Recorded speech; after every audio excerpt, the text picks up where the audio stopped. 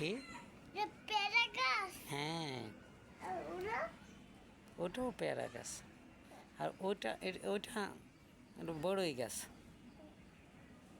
না বিমল গাছ কই? ভীমরুল গাছ ওই যে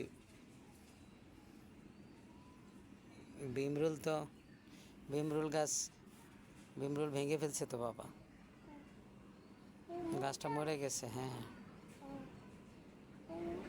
গাছ বাইরে আসো। হুম এটা বিমল গাছ। হুম ওরা বাইরে আসো। হুম না বিমল আসতে পারে। হুম ওরা ওরা থেকে কাপড় এটা হুম তোমার কয়টা কাপড় দিছিল?